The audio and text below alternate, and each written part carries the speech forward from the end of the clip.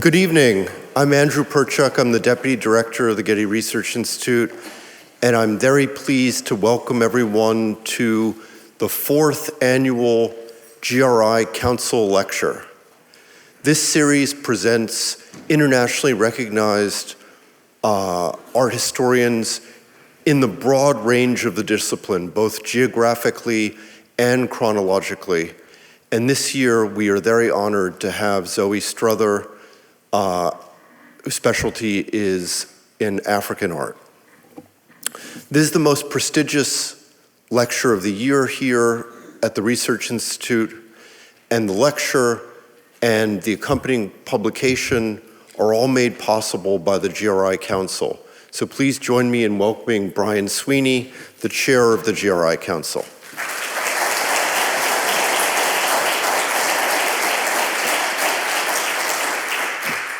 Thank you. Good evening. It is my great pleasure to welcome you to tonight's lecture. The Getty Research Institute Council consists of a group of donors who have become friends through participating and in their enjoyment with the GRI. Our council has extensively traveled with GRI staff and GRI Director Thomas Getkins. We have acted as Getty ambassadors to Berlin, Paris, Japan, China, Mexico City, and southern Germany. We have funded important acquisitions of rare books, prints, and photographs for the special collections. Our council has watched how the scholarly initiatives of this great institution have increasingly moved into exploring not only Western tradition, but also the art history of other cultures. The GRI 10 years ago, before Director Getkins arrived, was a primarily European-focused institution. Now, through the terrific guidance of Director Getkins, the GRI has a truly global outlook. Director Getkins and our council established this lecture series to present innovative approaches to understanding non-Western art and the encounter between cultures. Although the lectures address scholarly topics, the series is intended to familiarize the public with a new area of research. For each lecture, our council sponsors a publication of the lecture. These are the 3 previous books we have done, and they're all available in the bookstore for acquisition at a nominal price. Many of you have attended our previous 3 lectures of this series. The first was given by Deanna Magaloni-Kerpel. Dr. Kerpel shared her fascinating research on the Florentine Codex, a 16th century Aztec manuscript illuminating and describing the Spanish conquest of Mexico. 2 years ago, the lecture was given by Professor Riggio Lippert, who discussed Japanese painting associated with Zen Buddhism. From early colonial Mexico and Aztec culture and 18th century Japan, we moved last year to Mughal painting between Persia and Europe, when Professor Kavita Singh showed us how Mughal painting was transformed beginning in the 16th century. Tonight's lecture will bring us an exciting encounter with Central and West Africa. On behalf of our council, I invite all of you to the reception to follow immediately after the lecture. I now turn back to Andrew Perchuk. Thank you.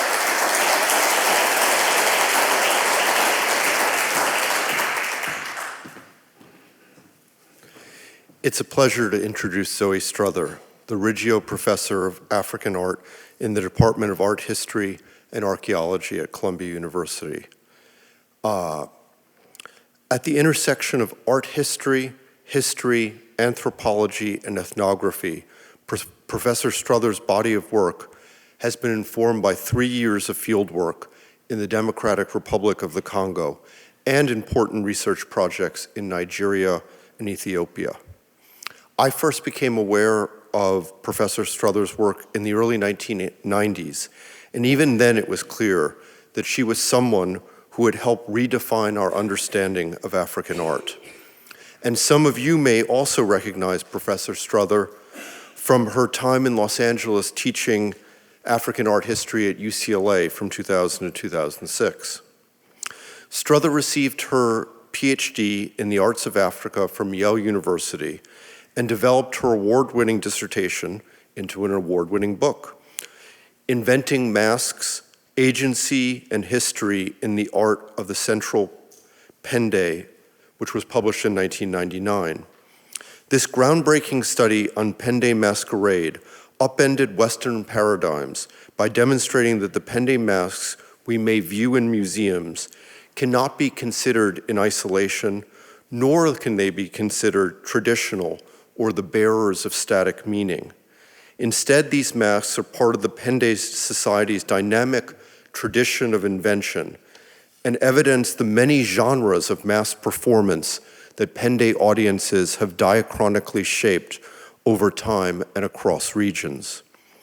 Her lively text drew frequent analogy between the Pende masquerade and television shows such as Star Trek and Happy Days to illustrate how historical, political, and sociological factors shape genre. Her book was immediately recognized as a foundational text in African art, praised as, quote, a model for fieldwork in theory, and awarded the Arnold Rubin Outstanding Publication Award by the Arts Council of the African Studies Association. Strother is a rigorous and fiercely honest scholar. She believes that Africanists must respond to the practice and literature on primitivism. In this vein, she has written on Sarah Bartman, the so-called Venus, Hottentot Venus, and Carl Einstein's and Vladimir Markov's early 20th century publications on African art. While condemning the political conditions which fostered primitivism, Strother offers a nuanced take on primitivism's importance during the formative years of the Russian and early Soviet modernism in her study, Vladimir Markov and Russian Primitivism. She examines how Markov selected and photographed 70 African sculptures to emphasize each work's expressiveness, individuality, and subjectivity.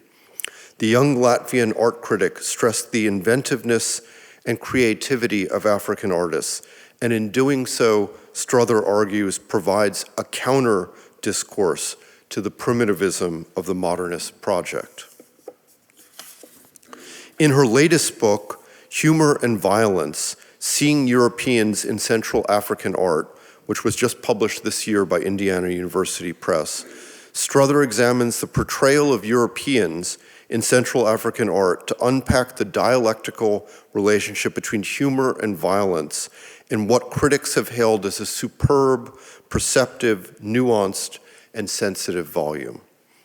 Through her close readings of dozens of objects produced by Central African artisans for colonial consumers, Strother demonstrated these works are encoded with caustic political commentaries. Yet Neil Painter describes Strother's depiction of Europeans as a cultural category, that is, people who perform an identity of drunks and yappy little dogs, as laugh out loud funny. Strother has been awarded numerous distinctions, including fellowships from the Guggenheim Foundation, the National Endowment for the Humanities, the American Council for Learned Societies, the Metropolitan Museum of Art, and the National Gallery of Art. I am very pleased to say that in January, we will be welcoming her back to the Getty Research Institute as a scholar for the 2017-18 year on iconoclasm and vandalism. So please join me in welcoming Zoe Strother, whose lecture is entitled Masks and the Uncanny in Africa and Beyond.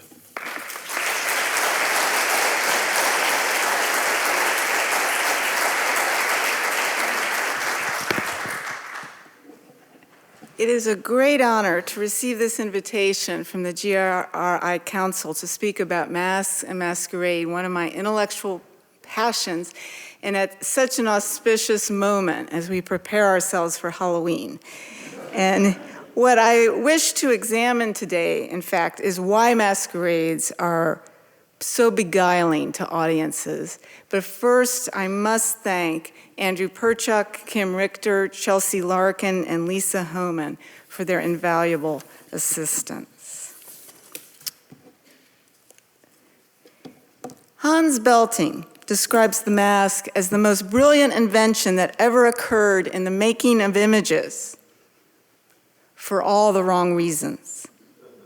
He writes that it beautifully epitomizes simultaneity as well as opposition from absence and presence that so much has characterized the majority of images in human use.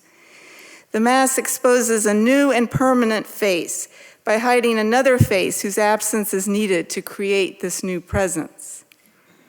Belting's argument springs from the position that images are substitutional, physical representations whose presence always points to an absence. And yet this view rips the mask off the body of the performer and overlooks precisely the qualities that distinguish masquerade from other forms of theatrical or ritual representation and image making. Like so many theorists, Belting conflates the mask with the face. Psychologists have reported that newborns respond to face-shaped objects marked with schematic eyes within 43 minutes of birth. We are hardwired as a species to hone in on the face to read expression. However, what is brilliant about masks is how they interfere with this process and reverse the expected figure-ground relationship so that the body emerges as the primary site of communication. This is what Nobel laureate dramatist Dario Fo finds challenging for actors, because it is the body that gives expression to the mask. It is the body that acts as a frame for the mask and transforms its inertness. The ability to shift signifying capacity away from the face and voice was one of the reasons many prominent 20th century dramatists advocated experience working in masks so that actors might rediscover their bodies, which, according to Eugene O'Neill, had become bored spectators that had been dragged off to the theater when they much would have preferred to remain at home in their upholstered chair. Acknowledging the body in the mask is critical to capturing the aesthetic tenor of Masquerade, why it so often disturbs or unsettles spectators. I am reminded of a German student, Kim Richter, now senior research specialist at the GRI, who revealed to me that one of her most powerful childhood memories was centered on the moment when she suddenly realized that St. Nicholas possessed her father's hands. She wrote, "When I realized it was my dad, I remember I was still very intimidated and frightened. I certainly continued to act as though he were the real Nicholas." When the child recognized her father's hands, the identity of the visitor was doubled. St. Nicholas and her father, the two held in tension, each making strange the other. The ambiguity was frightening, but also deeply memorable. The child's experience with St. Nicholas will resonate for many West and Central Africans. And yet, scholars are loath to acknowledge the contradictions in costuming that make the human dancer all too visible. For example, in his study of masquerading from the Bobo of Burkina Faso, Guy Lemoyle insists, quote, "The clothing must do more than preserve the anonymity of the performer. It must render unthinkable the presence of a man inside the costume." He stresses repeatedly that the entire body is hidden, seemingly as a guarantee for the reader for how seriously Bobo regard masquerade. And yet, what are we to make of the human hands? Prominent, no matter whether the performer is covered with leaves or by thick ropes of raffia thread. Thanks to Lisa Hohmann, researcher extraordinaire, UCLA PhD, we have this suite of photos among the Bobo where you can see how the eye is drawn to the clash of very human feet or hands, or even, if you're close enough, the glistening orb of the eyes. It is crucial to confront the fact that the most common form of masquerade worldwide was and probably still is situated in social groups where the performer risks or even toys with being identified. In this example from Cameroon, the masquerader is covered from foot to toe, but the face is closely banded so that one can distinguish the eye cavity, the nose, the chin, in fact, the face and all its specificity. Or in the Delta of Nigeria, one savors the incongruity of a shark floating on top of the human body.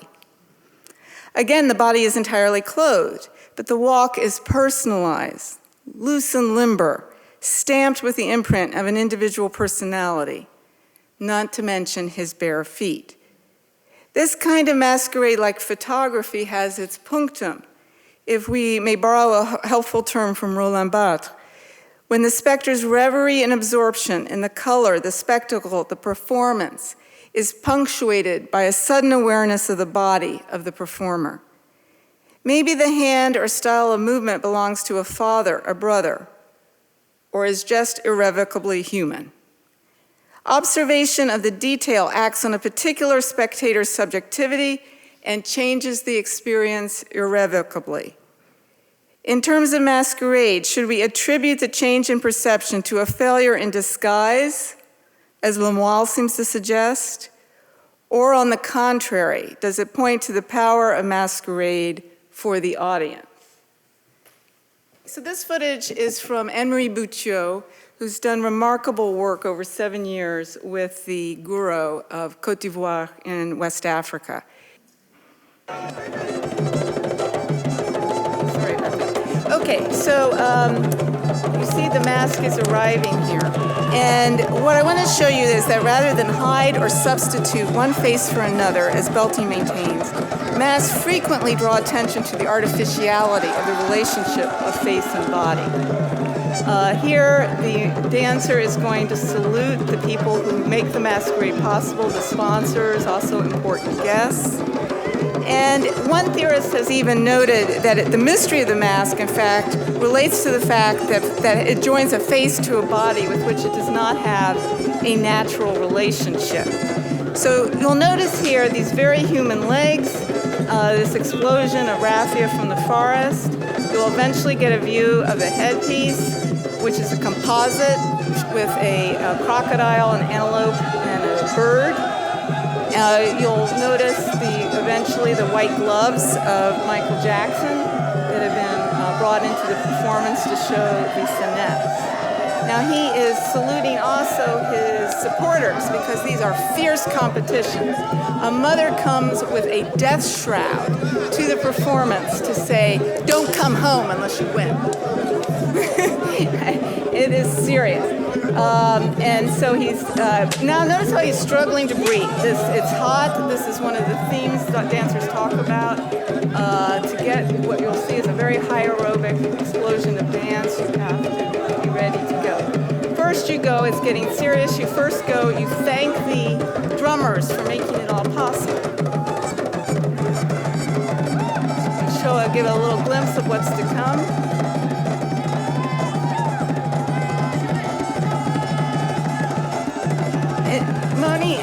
You'll also notice here you'll recognize the bodysuits. These are other dancers who either have or will perform. So they're watching and showing their support for their colleague. So Moni Adams, who worked with neighbors of the Guro, she'll note that the contradictory union of human qualities, these very recognizable legs, invite a more intimate rapport where you have the compellingly bizarre traits such as the combined antelope and crocodile head, stimulating a wavering line of affinity and estrangement. Or another scholar of mask, Carlos Fausto, who argues in favor of a cognitive instability triggered by presenting the face of a non-human entity, which is visibly animated by another being all too human. Okay, you'll notice the guys with the whips. This isn't, the soccer field, but it doesn't feel that way once the masks take over. But the crowds press in, so individuals kind of whip the ground to, make the crowd move back to give the dancer enough room. So he's desperately trying to breathe, get his mind composed, getting ready. Notice the noise is going down. People know the moment is coming.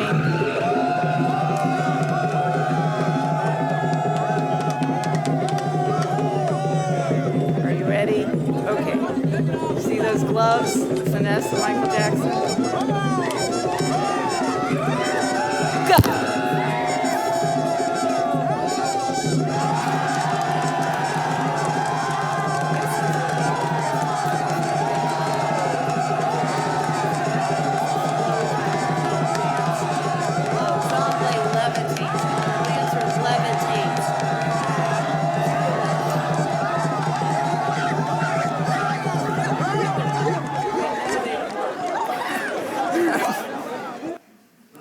Okay, so I wanted you to feel that transfer of excitement, of heat, of energy to the audience. That's what we're after today, is to understand that arrangement.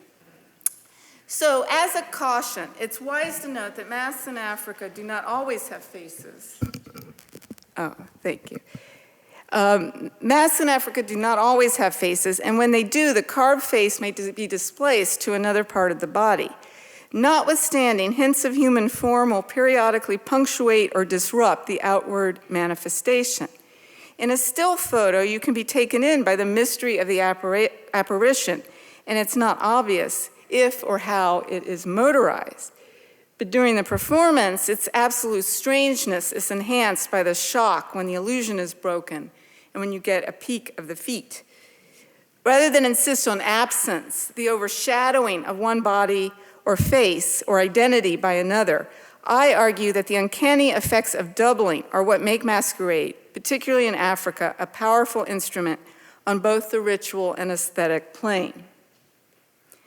Now, strange to say, the mask as metaphor has long warped interpretations of actual masquerade practices in Europe, Africa, and elsewhere. Mikhail Bakhtin maintained that in the modern period, the mask hides something, keeps a secret, deceives. However, this pejorative view of masquerading has an ancient pedigree in Europe, going back to the Romans, if not earlier. For example, Ovid wrote sarcastically, "When you get dressed, don't forget your mask of decorum. An innocent face hides more than a lying tongue." In English dictionaries, the verb to mask quickly shifts from to take part in a masquerade to disguise one's true character or intentions. Why should someone disguise his or her face? The fear is that the masquerader intends somehow to trick the viewer. Everyday speech and popular culture are saturated by references to masks deployed for misrepresenting the facts for malicious purposes. A few days ago, the news reported that, quote, Russian Facebook ads masked themselves in gun rights, rainbows, and puppies. The Russians, quote, tried on an array of disguises, unquote, to cause mayhem in American political life. Now, no one loves the mask, the metaphor of the mask as a tool for deceit better than professors and critics. And I'm barraging you here with too many examples just to bring home to you just how common this is. I defy you to find me a major theorist who has not gleefully unmasked some point of ideology. Further, masks are what neurotics, psychopaths, capitalists, anthropologists, and bad artists use to fool us. Our role as critics is to rip off the mask of false ideology. So let's just take one example here for you, Johannes Fabian, who's exposing the bad faith of anthropologists to say, but one should not forget that behind the mask of the modest, candid, and tentative bricoleur hides a player who is out to win. What I am arguing is that for speakers of Western languages, the mask exists more as a figure of speech, structuring the relationship of deceit and its exposure than it does as a performance medium. Even though European and American societies engage in myriad forms of masquerade, including Halloween, Santa Claus, cosplay, the KKK, science fiction conventions, and avant-garde theater, to name only a few. In their paradigmatic book, Metaphors We Live By, George Lakoff and Mark Johnson demonstrate that most of our conceptual system is metaphorical in nature. As models or hypotheses, metaphors may create realities for us, especially social realities. The danger is that the power of the metaphor to make experience coherent can turn the metaphor into a self-fulfilling prophecy. The metaphor feels true when it's internalized, so one only sees what one expects to see, downplaying other factors deemed inconsequential or even antithetical to the establishment of the category. In this case, authors write as though truth were a treasure, something inert that people hide or bury, and it falls to intellectuals to uncover, to unearth, to reveal, to unveil, to unmask the truth. As a consequence, interpretations of Masquerade are convincing when they make claims to expose some essential reality that escapes detection. Establishing authenticity or realness becomes an obsession. Now, many authors have followed Ovid's lead in saying that we're all liars who wear social masks each and every day. But one twist is for satirists to assert that donning a physical mask reveals more than it conceals for those who know not to trust the surface of social persona. Individuals in periods more sympathetic to masquerading go a step further and claim that it is liberating to don a physical mask because it frees the individual to lay aside the social mask and to be oneself. This is the joke of the greeting card, that by donning a mask of Zorro, the little boy reveals who he really is underneath. And again, this is a very old literary trope. In Henry Fielding's formulation, to mask the face is to unmask the mind. The counter-narrative that physical masks are liberating also has an impressive scholarly lineage, eloquently encapsulated in Bakhtin's formulation of the carnivalesque as a liberating zone in which oppressive social norms are riotously overthrown. Here lies the roots for Judith Butler and for the social critique of the 90s, which interpreted gender as a masquerade and praised performances such as Marlene Dietrich or this Brazilian masquerader, performances that made people conscious of gender as an act, which could therefore be changed and manipulated. The dueling metaphors of the mask as a tool for deceit and revelation have had a direct impact on the interpretation of African masquerading. What do masks hide? From 1950s to 80s, the most popular response was that masks dissimulate political control. In 1950, George Harley, a medical missionary resident for 23 years among the Mono, published a highly influential text, Masks as Agents of Social Control in Northeast Liberia. Harley collected 116 masks over 10 years and would inquire on the function of each brought to him. By the end, he had recorded dozens of uses for masks. One collected bad debts, another sat in the front of a house of a man accused of adultery, the one on the left danced when presenting a new baby to the public. The list is dizzying in its variety. And Harley was particularly struck by 5 of 116 cases in which masks were associated with judges.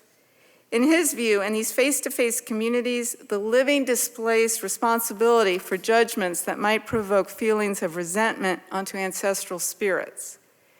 Harley restricted his comments to Northeast Liberia, but in 1962, art historian Roy Sieber picked up the phrase social control and made it the dominant theory for masquerading in Africa for 2 decades.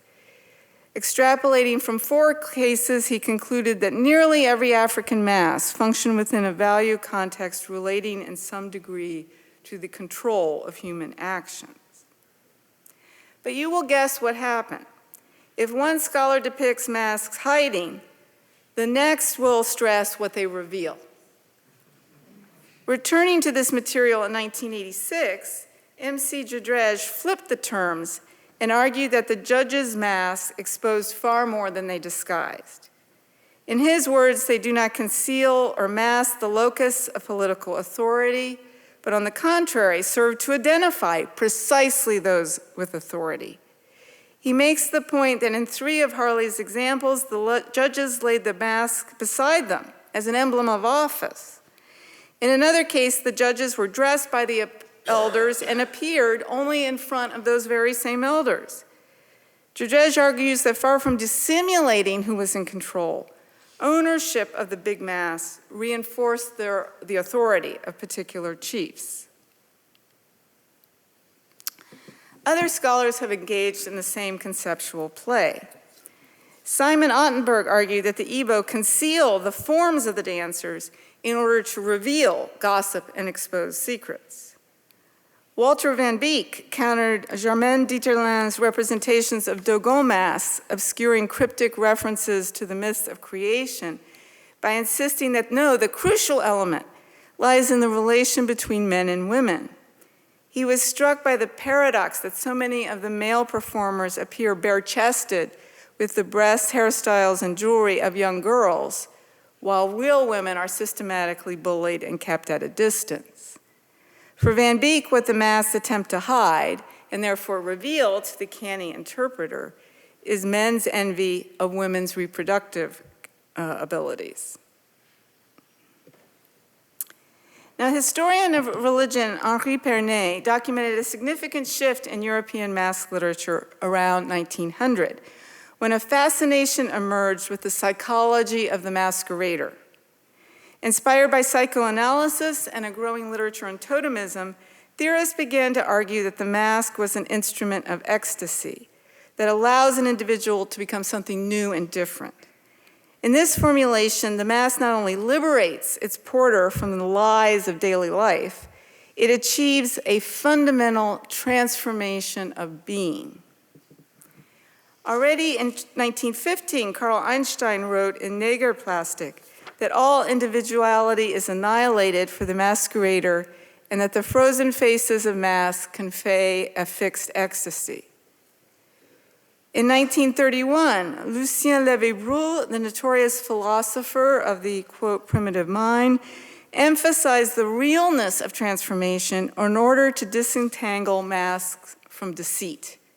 He wrote, "To put on a mask is not, as for us, a simple disguise under which the individual remains what he is. It is to submit to a real transformation." Now, it's important to note that none of these early writers had any field work. They hadn't even talked to Swiss peasants who were also subjects to these theories. They were simply sitting in their chairs and reading some reports and wondering, what does it mean to masquerade?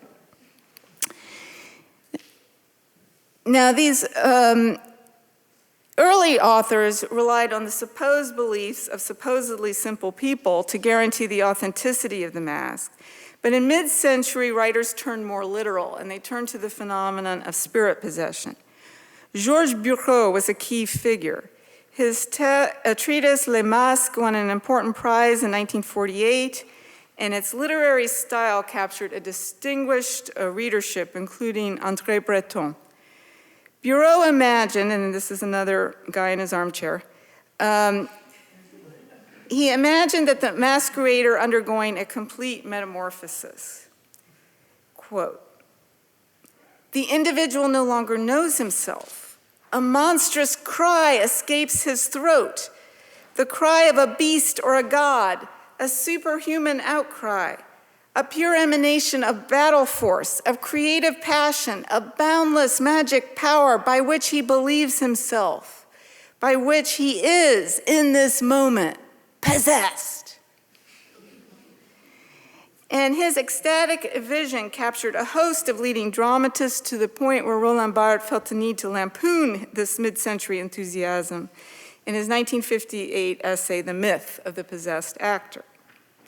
But these reservations aside, Bureau had a huge impact, usually unacknowledged, on figures like Roger Caillois and Mircea Eliade. Eliade advocated for a single universalizing interpretation of the mask. Whether ritual, funerary, for any spectacle, the mask is an instrument of ecstasy. He who wears one is no longer himself. He becomes other, even when the mask is his own portrait. And the explosive popularity of Kailua and Eliade, beginning with translations into English in the 1960s, ensured that the frenzied possession of the masquerader became a fact for many. Interestingly enough, although Bureau, Kailua, and others drop references to Africa, the transformation hypothesis only begins to appear regularly in the African literature in the mid-'80s, following an essay by Herbert Cole of UC Santa Barbara. This essay became the most influential text on African masquerade for well over 20 years. He writes that speakers of English suggest that, quote, by means of mask and costume, a spirit is represented. This is not the African attitude. The masker, the wearer who is now ridden or imbued by the spirit, also believes in his own new and altered state. Human individuality is lifted from him. He is not himself. Now, Professor Cole and I have debated this issue for over 10 years. In 2010, he softened his position to say that masking transforms the dancer into an other. His observers, too, face a paradox, a persona that is not real, that is and is not real. Meanwhile, I've softened my position to acknowledge that there are cases of masks associated with spirit possession in Africa, although they are rare. The Kalabari are one of the most cited cases in English. However, Robin Horton, who has conducted decades of fieldwork in the Delta of Nigeria, reports that Kalabari will only go so far as to say that the spirit climbed on top of the dancer for certain masks, maybe 6 out of 30, and only occasionally. When I asked what it means to say that a spirit climbed on him, he explained that it signifies that the dancer feels a force greater than his own. In my own experience in the Democratic Republic of the Congo, spirit possession exists but is considered antithetical to masquerades and categorically forbidden.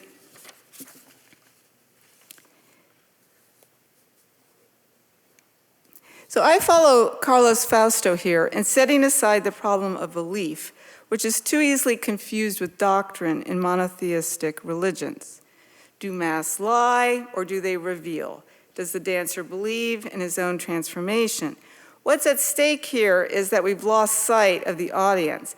And the transformation hypothesis in particular is primarily concerned with the inner experience of the masquerader. And that's why it was important for you to see the video, to feel that energy and transfer and that jubilation. How is it that masquerade arouses such powerful aesthetic emotions? So I'm going to follow the lead of the Pende here from DRC. Although masks are defined as tools for contacting the dead, they are characterized by the aesthetic emotions that they arouse. Despite a dominant mood in each of these performances, the spectator's attention will oscillate as they jostle to see and when, for example, their appreciation of a letter-perfect rendition of a contemporary women's dance is pierced by the sudden recognition of oversized men's hands. The aesthetic emotions are joy, fear, and humor, literally masks that make you laugh out loud. Setting aside ontology for aesthetic experience allows us to confront the body in the mask. And far from undermining the gravity of the event, these flashes of recognition amplify its aesthetic tone, perhaps best translated as uncanny. Now, by invoking the term uncanny, I hasten to explain that I am not interested in imposing a psychoanalytic reading cross-culturally to build on Freud's argument that the experience of the uncanny is rooted in a return of the repressed. Instead, I'm returning to certain of Freud's sources who were attempting to identify an aesthetic category. In 1906, the psychologist Ernst Jens identified an intriguing ambivalence between the German term Heimlich, or homey, with its domestic connotations of all that is comfortable and cozy, and unheimlich, usually translated in English as uncanny. Jens analyzed the loss of orientation and feelings of insecurity or anxiety which arise from the unexpected introduction of new or foreign elements into the old and familiar. The unease provoked when the familiar mutates into the unfamiliar is one central to much masquerade experience, particularly where there are face masks involved, which will serve as the focus for what follows. Now, beginning with Otto Rank in 1914, many theorists have remarked on the importance of doubling to experience the uncanny, because it highlights the difficulty of distinguishing between reality and representation. Face masks are powerful tools for invoking a sense of the uncanny because they literally double the face. As Carrie Castle describes it in a passage well suited to The Lion King on Broadway, the disguise forms an extension of the physical body, a capricious addition that suggests the body going beyond itself, metamorphosing before one's eyes. In other words, the outer face does not obliterate knowledge of an inner face, but sublimates its signifying capacity with tension about the relationship of inner to outer and self to other. John Rudlin, like Faux, another theorist of Commedia dell'arte, counsels actors, a real mask should never be hung on the wall unless its working days are over, because its gaze will be diminished by unanimated familiarity. He raises a critical issue for masquerading, how to keep the mask from being neutralized as a tool from estrangement from overfamiliarity.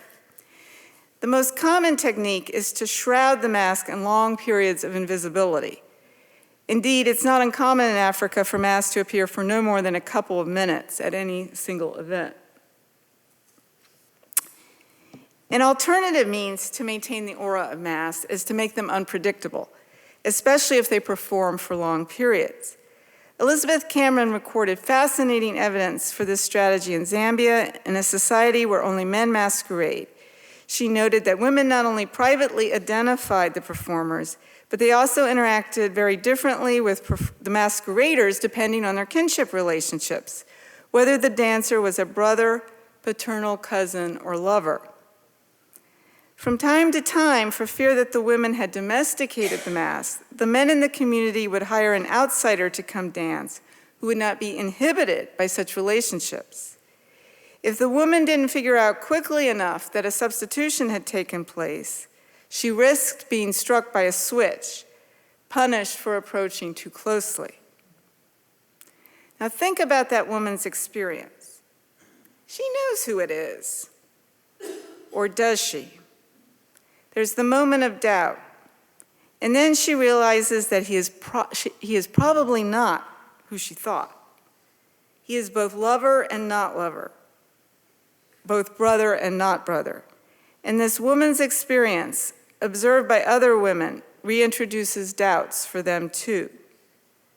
Surely there can be no better example of coziness sliding into dread, in a phrase from Tony Vidler.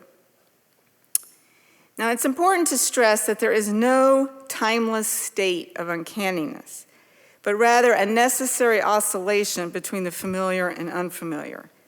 This is why the men had to bring in the stranger to create doubts. It is important that they never be taken for granted. However, even if there is never a guaranteed trigger for the uncanny, mass cultures often work very hard to predispose their audiences to be receptive to the experience. It is worthwhile analyzing this socialization project. So I'm now going to turn to my fieldwork among the Eastern Pende of the DRC. Now, the symbol of the initiation, Mukanda, of its pleasures as well as its terrors, is the mask and the whip. So here, day 10 of the initiation, the boys have to come voluntarily. They've asked to be initiated. And on day 10 comes the first important rite. And you can see, so far, 9 boys have come to the camp. Their average age is 12. And to their horror, they are told that they have to go and fling themselves on the largest masquerader who is stamping, pirouetting, bringing up dust, who is surrounded with 2 bodyguards bearing whips, and they are supposed to tear off the headpiece. And I think you can tell from the body language that they can't believe it. And the chief is saying, no, go, go. You have to, concentrate on the one with the green leaves. You've got to go. And finally, Luya, Hunter's son, who was 14, he ran out and started wrestling with the masquerader, but he just wasn't big enough. And the others were just walloping with these whips. I mean, he was getting welts on his back. And so finally, his father, Shalamba, couldn't stand it any longer. And so he ran out and he started fighting with the masquerader. And he was the one who ripped off the headpiece. And outraged, the young men who run the initiation started to brawl with the fathers. So, the whole thing turned into a huge chaotic fight. And technically, this was all against the rules, and yet this kind of thing happens all the time.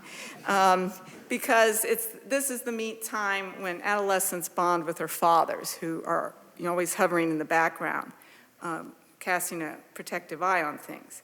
And when things settle down, the more timid boys are obliged to come and pull a leaf or a piece of raffia off the costume, and they get a symbolic blow. So boys continue to join the camp over a period of several months, and each individual who comes will have his own personal ritual during which he must tear off the headpiece or a piece of the costume and receive a blow from the whip. Once a boy has done this, he may no longer return to the innocence of childhood. He cannot leave the camp. Now, in one of the most important new theories of masquerade, anthropologist Michael Tausig asserts that everything seems to hinge not on the mask, but on the unmasking. Is this the unmasking highlighted by Michael Tausig? In my notes, I kept referring to it as such. After all, the headpiece is ripped off the body of the dancer. However, I always knew better. It is difficult in Kipende to talk about removing the face covering because mask, mbuya, always signifies the package of face covering, if there is one, costume, and dance. Nor does unmasking work as a metaphor. In Kipende, you cannot speak of unmasking some hidden truth. Instead, the ritual is called kukwata kwa mbuya. Kukwata is a common verb in West Bantu languages signifying to touch, to take, to lay hands on, to take possession of, to hold on to engage in hand-to-hand combat. What's important here is taking possession by force.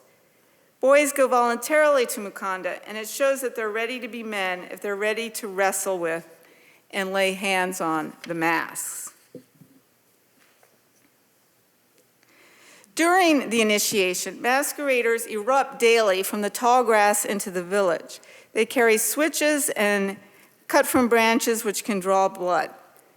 Nevertheless, there are many rules about whom they may strike, and it is forbidden to hit all strangers. This means that the victims know their persecutors. Unlike Mardi Gras celebrations around the world, where thousands of people pour into cities and depends on their anonymity, Pende masquerading exploits an intimate relationship between the masker and the audience. For the audience, part of the masquerade lies in quickly processing who might be stalking them, looking for clues in the masquerader's relative size, body language, exposed hands and feet. Can they figure out if it's a friend or brother who will only tease? Or is it the local bully who would like nothing better than to draw blood? Is it a stranger who may charge but who always veer off without contact? Or is it a son who misses his mother and is taking this opportunity to show off for her, hoping that he will guess who he is? For both, this is a poignant moment. I have seen mothers simultaneously smiling and teary-eyed after such encounters. While it reassures her to see her son healthy and mischievous, she cannot help feeling a little sad that she may not touch him or address him by name. The experience of proximity and separation drives home the reality that her son has moved into the domain and the realm of men. There are additional rules that ensure a raucous atmosphere reminiscent of tag, where the would-be victims taunt the masqueraders before they dash to safety. Masks may never appear at night. Masqueraders may never enter housing, so sprinting women and children often slam the door in their face. Frustrated, the maskers will kick the doors as hard as they can, and inside the inhabitants watch the doors jump on the hinges with bated breath, suddenly anxious that it might not hold. People usually hear the masks before they see them. Masqueraders are required to carry rattles, both in the hand and around their ankles. Moreover, as creatures of the bush, their costumes incorporate masses of raffia threads which rustle noisily. As a result, even the masquerader's shuffling walk creates a distinctive sound that once learned is never forgotten.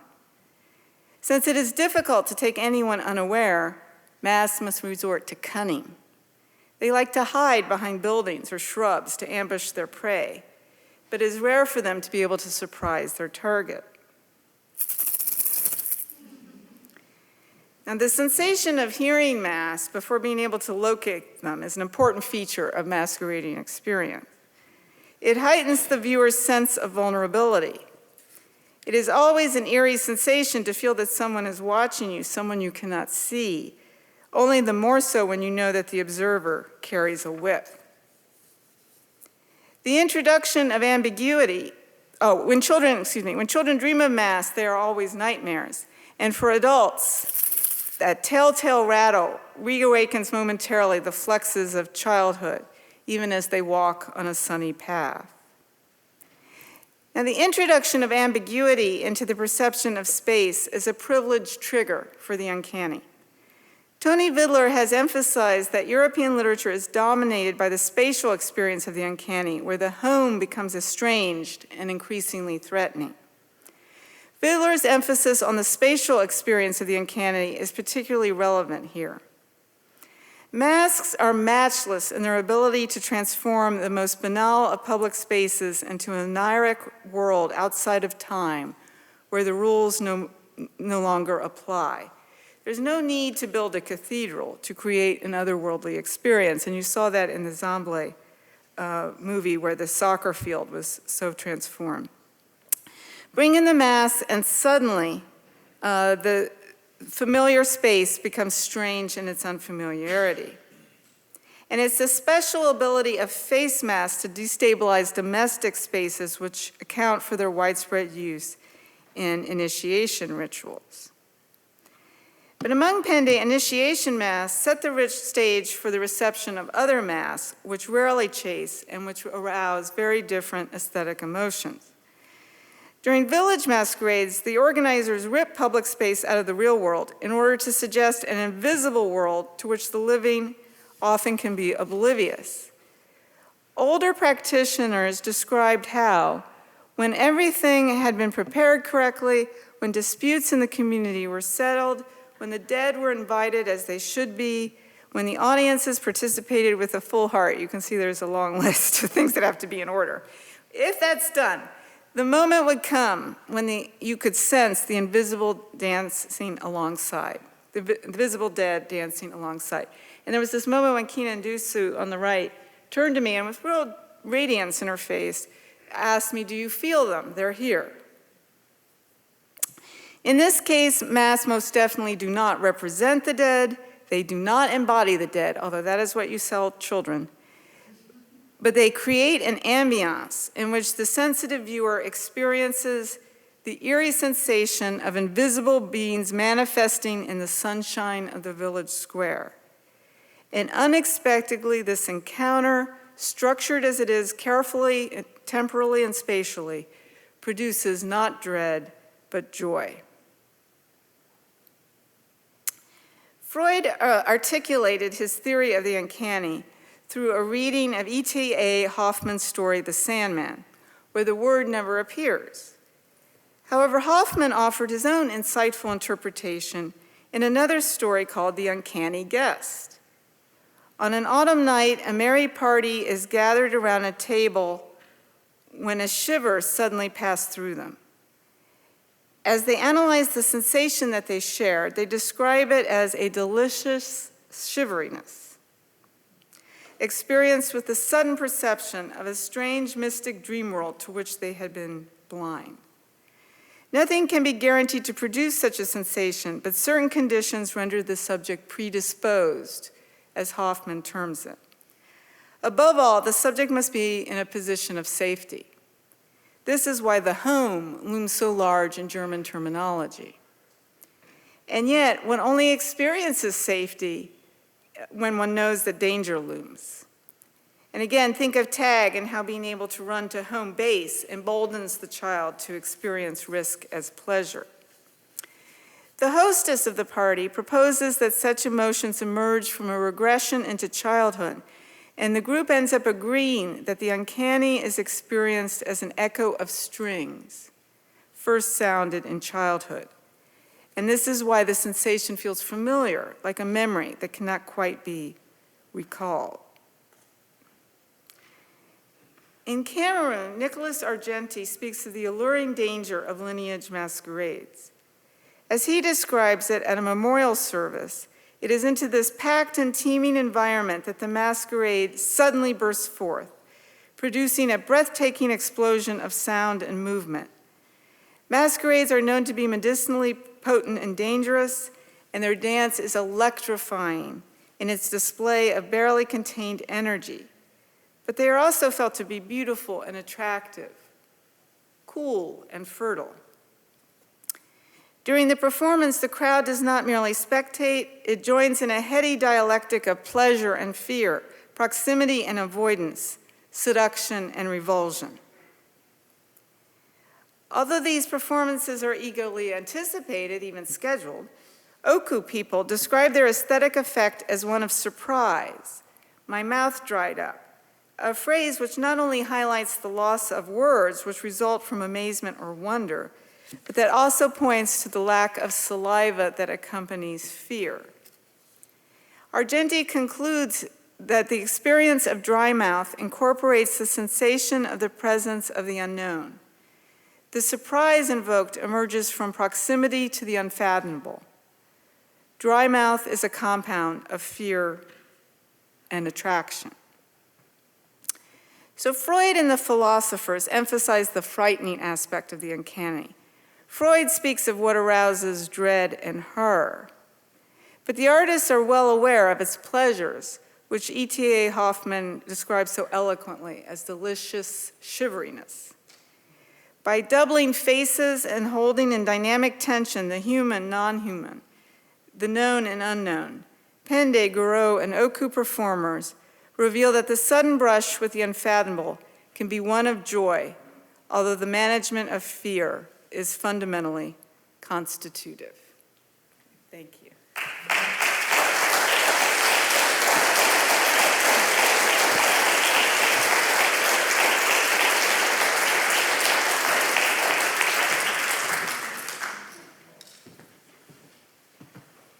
I'm sure Professor Strother will take some questions. Just wait a second until the microphone comes to you. Otherwise, it's impossible for everybody to hear.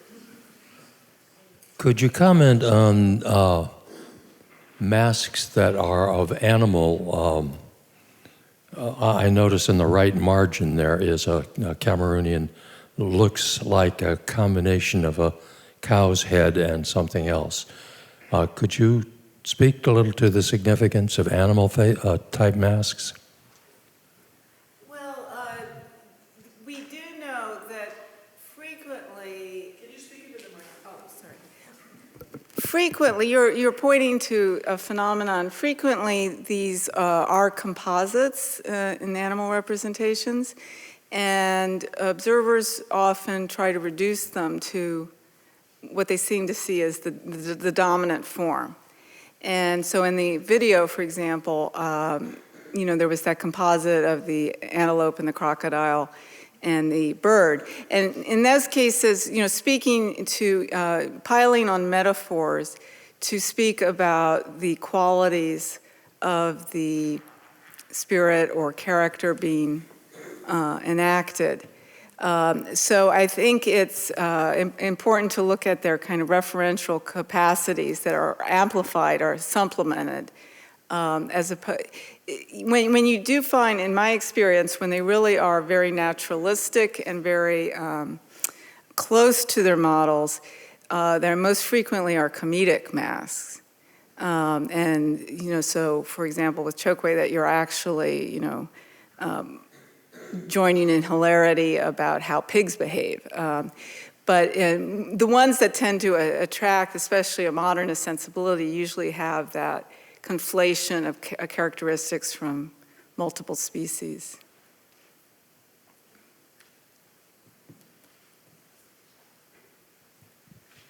Yes, thanks for your lecture. Do you work about masquerades today in political context too? Think of Occupy movement, think of the balaclava, I don't know in English exactly, of the terrorists, and is it in your, do you look at it too, and can we talk about it under the aspects of masquerade too? That's a very interesting question. No, I haven't given that much thought, but it is something. But it's a sort of hiding one's face and be anonymous, and it's a ritual too, as we know from videos and so on. So we have to think about it or not? No, it's a very good point. And what it makes me think of is the way masks used to be used by the KKK. And we tend to think, looking back, oh, that's all about disguising themselves. But then you read these frightening accounts of how they were used in intimidation.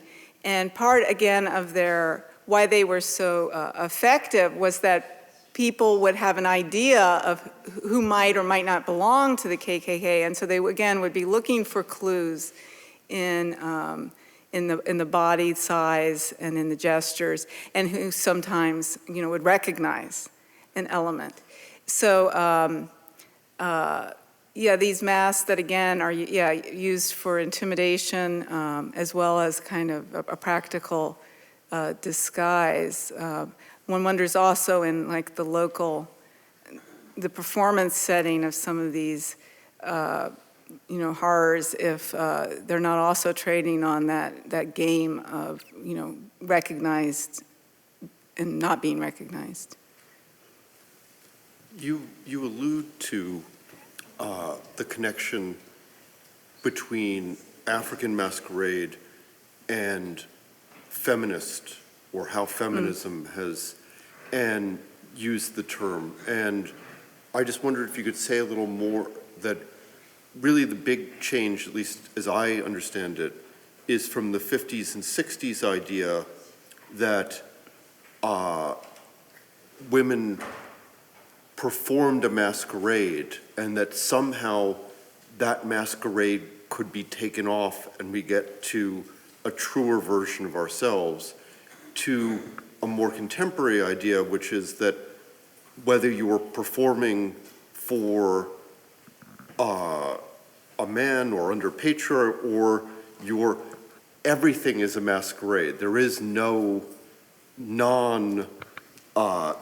true self to uncover. And I wonder how that sort of fits in with your historiography of African masquerade. Well, I think what you're referring to, there was a famous essay in the 20s by Joan Riviere, Womanliness as Masquerade, and she was a trained psychoanalyst. And so she was looking at the cases of women she considered neurotic, who were professional women, who were acting in an almost exaggeratedly, stereotypically, socially defined feminine way. And so she really argued that it was an act of self-protection to try to take on the phallus, but protect themselves by seemingly, to say, no, I'm really very womanly. So that essay was influenced Lacan and a whole lineage. But yeah, as you're pointing out, when Judith Butler and instead takes more inspiration from Bakhtin and the mid-century view that no, if you look at gender as a masquerade, that it's something that we're constantly, through repetition, performing. And there's that sense of self-consciousness and alienation from the act that you're performing, that if you realize that everyone is doing that, then you have this possibility to invoke social change. So she, at a certain point, considers drag and, gives it a very positive explanation. But you could consider, Pende would see things a little differently, because they would see that moment of when you realize that you have definitely a man performing as a woman, and that he got you to forget that for a certain amount of time. They would see that, that shows he's an extraordinary dancer, that he could surmount even this unbridgeable gulf. That just shows his genius. But I'm sure she could argue that, well, deep down, it undermines a little bit their confidence in it. But again, this is not so much there directly with Africa. That, I think, is a European genealogy for Masquerade about whether masks are lying or whether they're revealing or whether they're liberating. You are describing the function and perception of the mask in relation to the tension between the mask itself and the costume and the body underneath, and that the power that they exert upon the viewer comes from this tension between the two. So where in this system do you place the small maskette, which is used without being a cover for the body or in relation to the body when it's used? You mean for the Pende? Well, not just for the Pende. There are small maskettes that come from many of the different African groups. Mm-hmm. The only one I can speak to with knowledge is the Pende versions. And there, the little masks are made, well, there are two kinds. One is made for medicinal purposes for someone who has fallen ill for not dancing the masks. And so until he gets better, they'll make a small, rather crude version. But the ones that you might be thinking of that are in ivory and beautiful are modeled on the mask because they consider them their most beautiful art form. And there, they are not masks, they are jewelry. There are also the maskettes that come from the Dan people or that come from the Lega people, and they have a function, actually, within the societies. Yes, but I think that's getting into different realm of conceptions about healing and different practices. I think it really is very different for me than the performance. Yeah. Thank you. I seem to think that most of the photographs you showed were fairly modern. Do the dances have a history, a tradition of going back many years, and every year is repeated, or because everything, I think the youngest, so to speak, is 1976 or the 70s. I know that masks went back many years before that century. So are the dances always the same tradition? The masks always the same and just carried on from generation to generation? No, I have newer photos because I thought they would be more dramatic for you. But it's been overstated how widespread masquerade is in Africa. Maybe I would ask, maybe 30% of what sub-Saharan societies masqueraded. However, in the societies that do, it has often been very, very important. And we have evidence of, dances and masquerades being invented, continuing on certainly from the late 19th century up to the present. In some areas, they're dying out. In other areas, entirely new ones are being invented. And so where I worked, I was able to trace a history back to the late 18th century, but with far more detail in the 20th century, and found that they were always being changed, and that the fame of the carver would rest on whether they could capture the salient features for new characters. And there were very strong changes in the colonial period. Hello. So I work in Burkina Faso on Masquerade, and most of the bodies of masks are kind of the same shape, and the colors don't really matter. It's the headpiece that tells you the genre of masquerade that you're dealing with, the kind of character, the personality, the composite animal that's being dealt with.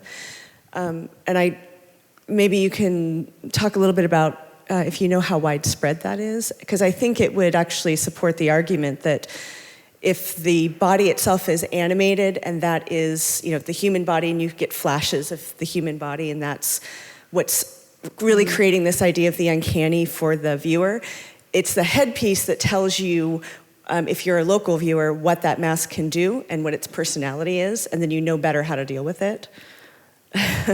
Yeah, I think there are always these cues, but they're going to be culturally specific. With Pende, it's the cues of the kinds of rattles. Already before you can push through the crowd, you have an idea which aesthetic emotion is involved, whether it's going to be comedic or it's like Hollywood, with the soaring love melody versus the ominous sound. You kind of know what's coming. They do the same sorts of things. So yeah, these shapes are I always have found them very exotic. That huge massing material in Burkina Faso. What is your take on that? I've not developed one. Okay. Yeah, it's something well worth pondering. Yeah. Is there a last question?